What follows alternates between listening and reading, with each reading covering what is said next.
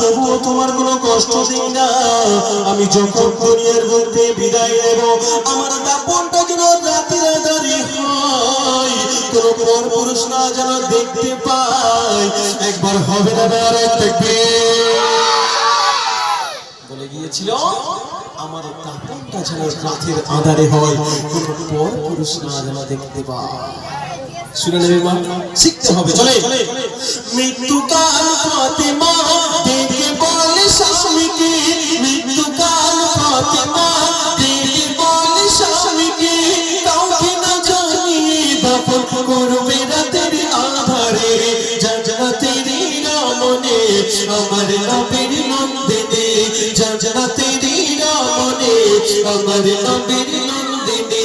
কেমন ছিলেন তিনি,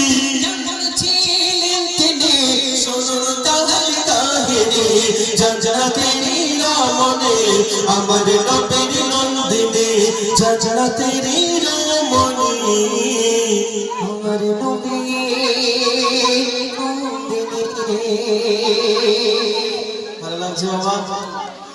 তাহলে একটু আওয়াজ দিতে হবে নারায়ে তাকবীর। আজকে যারা নারায়ে তাকবীরের আওয়াজটা দিচ্ছেন, আব্বাজি রোজ কিয়ামতে তোমাদের জন্য একটা করে গাছ বসিয়ে দিয়েছে। একবার হোক না সুবহানাল্লাহ।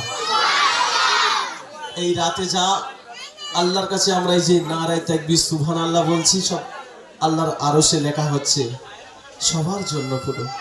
চলেন, আমাদের এই গ্রামে একটা ভাই আমাকে রিকোয়েস্ট করেছে,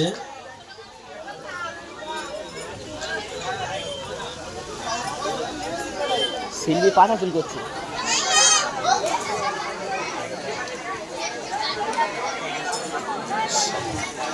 যাই হোক, আমার এই এখানে আসার পূর্বে আমার একটা ফরমাইশ গজল পরিবেশন করতে বলেছে, খুব ভালোবাসে আমার, হয়তো দেখেছে এখানে আশপাশে এসেছিলাম। চলেন সেই গজলটা ইনশাআল্লাহ